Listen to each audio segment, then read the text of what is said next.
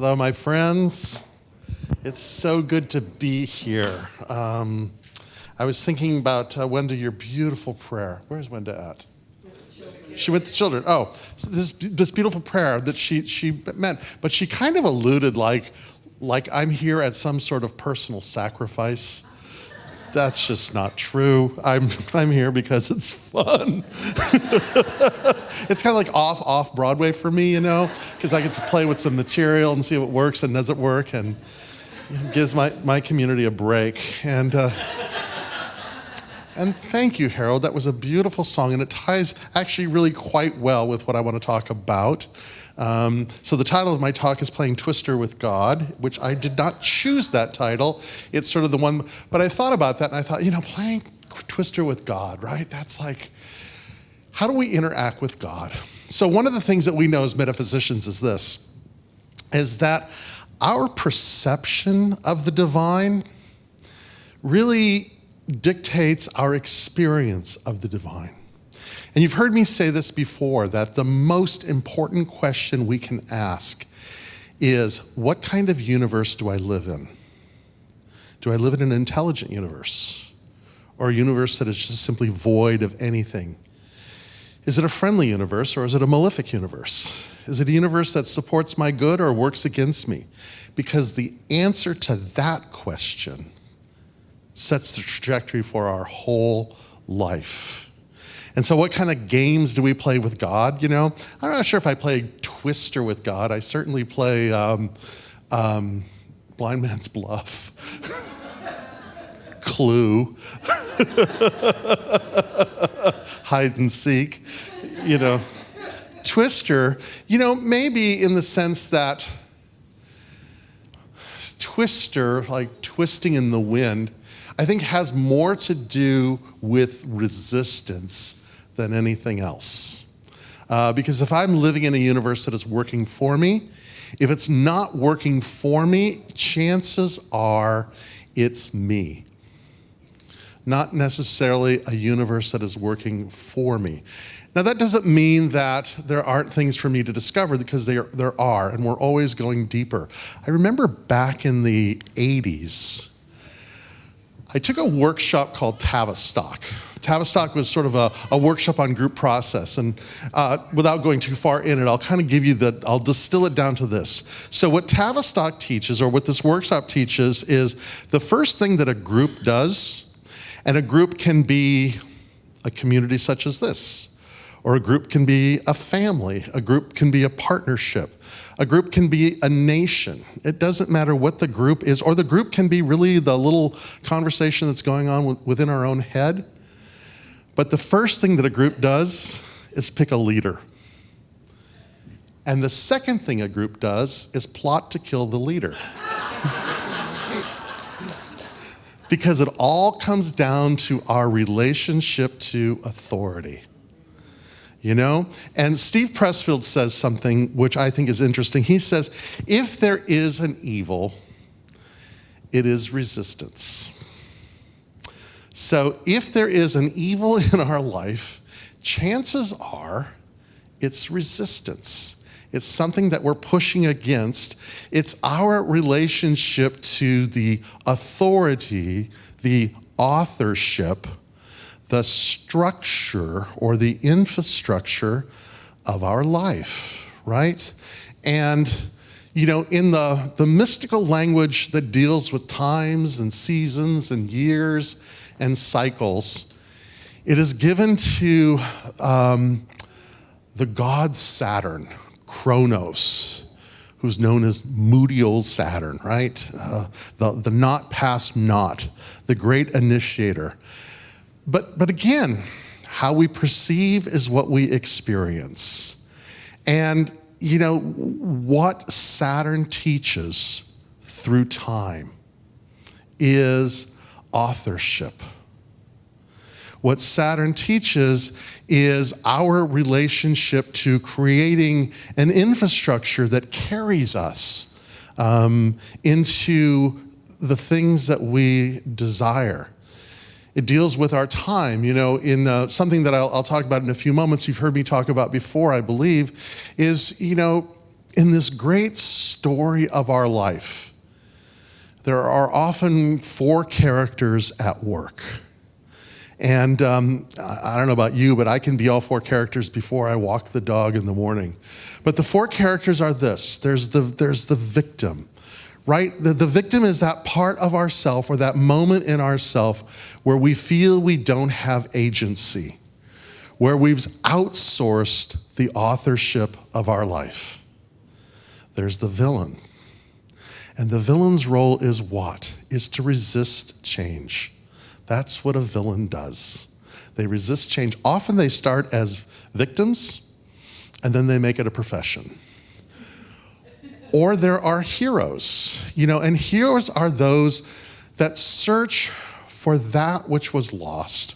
And if you look at any and all great stories, whether it be, the biblical stories of the Bhagavad Gita, the Dhammapada, or whether it be Star Wars or the Wizard of Oz, the hero searches for that which was lost to restore themselves, and in doing so, they save the world. And that's kind of the role we do.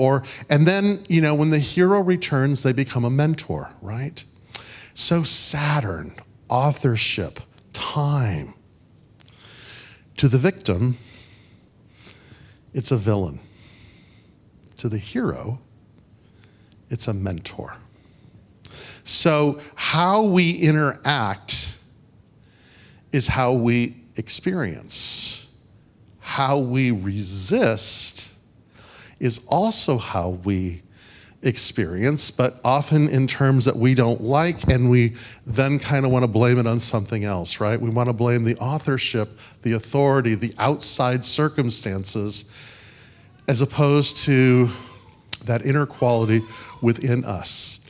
So I heard this quote the other day by it's attributed to one of my spiritual heroes, but I have to say this before I even give you the quote. I looked for the quote that's attributed to this guy, and there's no evidence of him ever saying it. But I'm going to credit him anyway, and then I'm going to give a quote that I know of that he said. So the man that I want to talk about is a man by the name of Reinhold Niebuhr. Anybody that is in the recovery movement is familiar with the Serenity Prayer, which is the prayer that he wrote. He was considered one of America's prominent theologians. He was a brilliant thinker, a moralist, an ethicist. He spoke, Barack Obama has quoted him, I guess, and other people have as well. But the quote is this, he says, maybe he said this, I don't really know. But Reinhold, if you're listening and you like it, it's yours. So the quote is this: we exist in time, and time exists in us. We exist in time. Here we are in this moment, but time exists in us. Let me actually quote something that he did say and then play with that. He said this: nothing worth doing is completed in our lifetime. Therefore, we must be saved by hope. Nothing true or beautiful makes complete sense in any immediate context of history. Therefore, we must be saved by faith. Nothing we do, however virtuous, can be accomplished alone. Therefore, we are saved by love. So let's play with that a little bit, right? This idea that nothing worth doing is completed in our lifetime.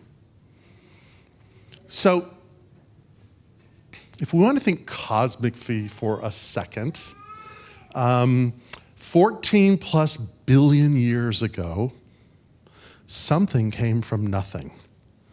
There was a singularity, which simply means there was something that the present laws of physics don't conform to, or didn't conform to the laws of physics.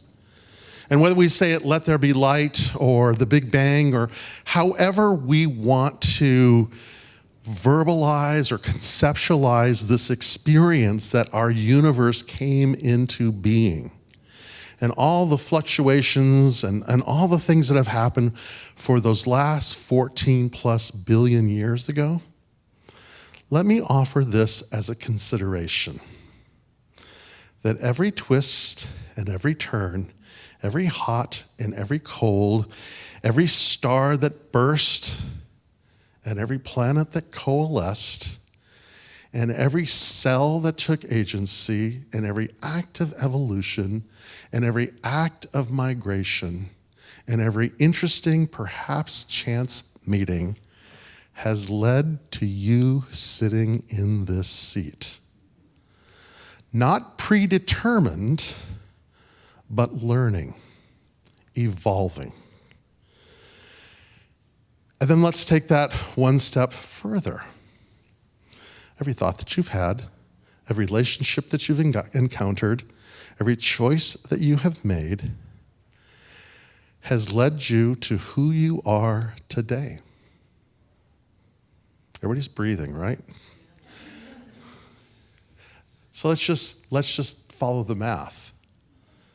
Every thought that you will have, every choice that you will make, every relationship that you encounter, everything that you will do is leading you into the future and all of creation. Because nothing is separate from nothing else. Everything is interconnected to everything else. We've all heard that, that quantum physics adage, that if a butterfly flaps its wings, I think of the Amazon, it snows in Milwaukee or something like that. But there's a truth in that, which is that everything is interconnected to everything else, and that we are part of it. You've heard me say this before because it's a deep meditation that I sit with often, and it's from one of my spiritual heroes, Pierre Teilhard de Chardin.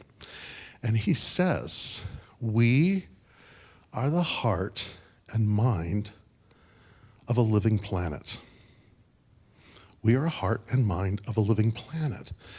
And so if the heart and the mind are well, the body is well.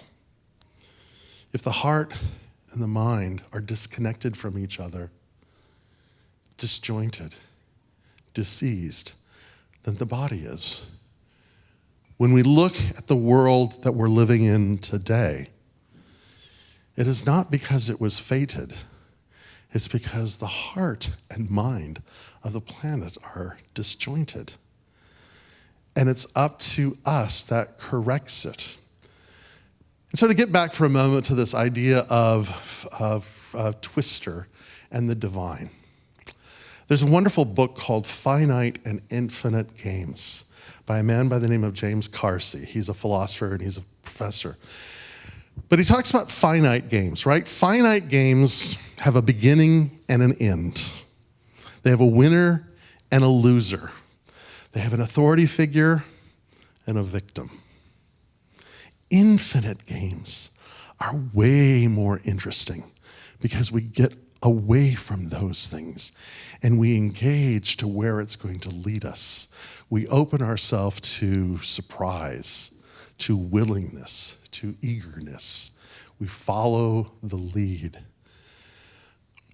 So if every choice that we are making is conscious, whether it be conscious or unconscious, is leading us from this moment into the future, doesn't it make sense that they should be conscious? Doesn't it make sense that we are aware of what we are aware of? Doesn't it make sense that we pay attention to ourselves? So Mary Oliver, one of my favorite poets, says it this way. She says, attention is the beginning of devotion. Attention, what we attend to is what we are devoted to. So you've heard me sharing before, because it's not one of those sort of books that you read at while you're waiting for the bus, but it's a book that you allow to change you. It's a journey you take, which is The Divine Comedy by Dante Alighieri. And he talks about this in such a way. He talks about time as love. You've heard me say that. Because what we spend our time with is truly what we love. And what we love, we become. Where you spend your time, consciously or unconsciously, is really what you truly love, no matter what you say. Because you remember those, remember when you had, or maybe it's just me, I doubt it because I think it's universal.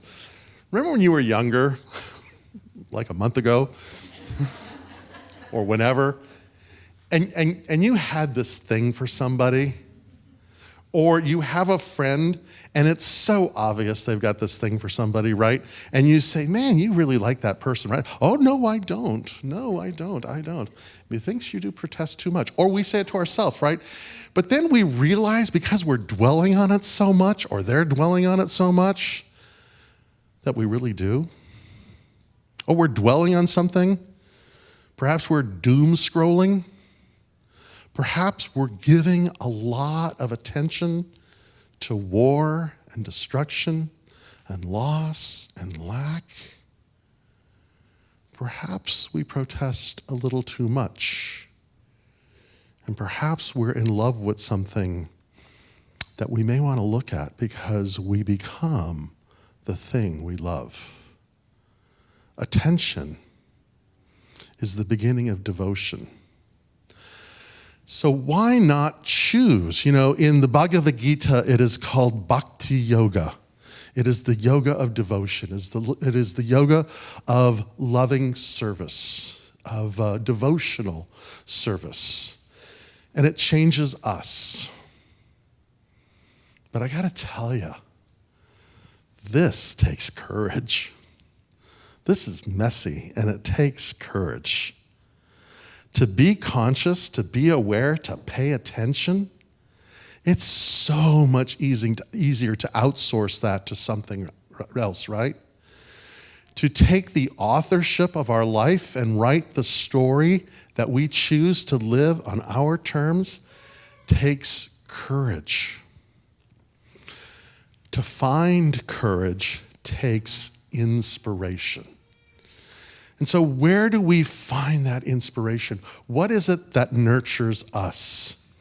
You know, Elizabeth Gilbert, in her book, Big Magic, tells this story that I absolutely love. She talks about this young poet who was studying with a man by the name of Frank Gilbert. No relationship to her, she says, but he was a professor. And so this student had read a poem in the class. It was a writing class. And she went up to him, and the professor wisely said this. He said, what is it that you want to do? So let's just make that a universal statement for the moment. What is it that you want to do? Where is Spirit calling you? What gift is it time for you to offer? And she said, and we say, timidly, fill in the blank, but for her it was, well, I want to be a poet. And his answer to her, and his answer to every one of us, is this: do you have the courage to bring forth that which is hidden within you? Do you have the courage, the heart, to bring forth that which is hidden within you? Yeah. So where do we find this courage, right? How do we nurture it? So, let me offer the words of that great mystic, Albert Einstein. And he says this: the most beautiful thing that we can experience is the mysterious. It is the source of all true art and science. He or she to whom the emotion is a stranger, who can no longer pause to wonder and stand wrapped in awe, is as good as dead. the most beautiful thing that we can encounter is the mysterious. And so what do I mean by that? I can't tell you what Einstein means. I can guess. But I can tell you what that means to me. The mysterious. It's that place of amazement, of wonder, of awe, of surprise. You know, I follow this first century mystical teacher, healer, radical rabbi character. And he once talked to his students and said, you know, if you want to experience the kingdoms of the divine, if you want to experience this sense of the mysterious, be as little children. And what I think he means, and again, far be it from me to put words in his mouth, but I think what he means is this: to be willing to be amazed, to be willing to be surprised, to find the thing that brings you amazement and wonder and awe. And, you know, it is allowing ourselves to be present to that which is there. Because in reality, it's everywhere. The contemplation that I just offered you a few moments ago, from, 14 plus billion years ago to where we are in this moment, that's an awesome contemplation. To spend time in a garden is a mysterious and mystical event. To just simply allow ourselves. I was having a conversation with a friend of mine the other day, and we were talking, and she was talking about her father-in-law. And I could so relate, because she says, that the grandchildren would come to him oftentimes because he would just be sitting there thinking. And they would say, "Grandpa, what are you doing?" Because he's not doing anything. And they'd say, "What are you doing, Grandpa?" And he would say, "I'm thinking. And I'd like to do it some more."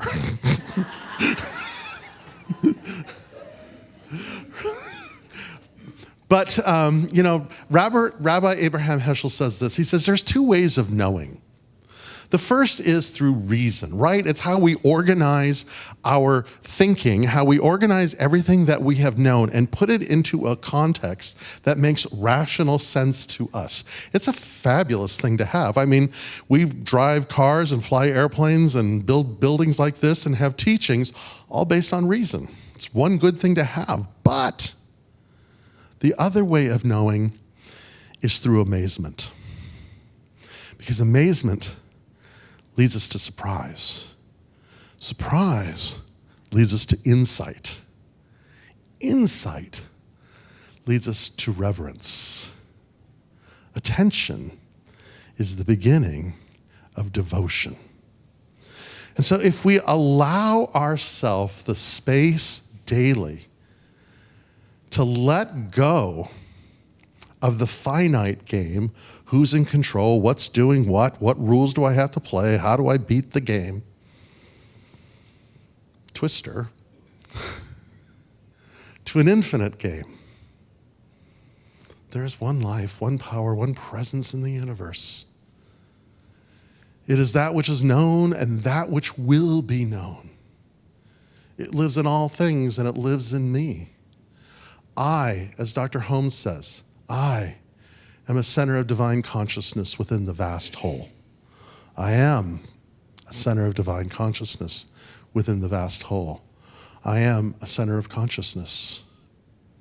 I am. I am. It is said that traveling the mystical path, one must have a sense of self. Otherwise, who knows what will carry us where? In the Hermetic teachings, in a book called The Divine Pymander by Hermes Trismegistus, which means Hermes of the three great names, it is said this: he or she who understands themselves advances towards God. He or she who understands themselves, not through reason, but through wonder, advances towards God. And so, dear friends, If you find yourself frustrated by the finite game of Twister or twisting in the wind or peekaboo or blind man's bluff or, any of those games, allow ourselves to enter the mysterious of the infinite game. Allow ourselves to consciously choose that from this moment on, this is how the heart and mind of this planet is creating justice and goodness and wholeness. This is how my life is a reflection of the good that is mine. So thank you all for your attention.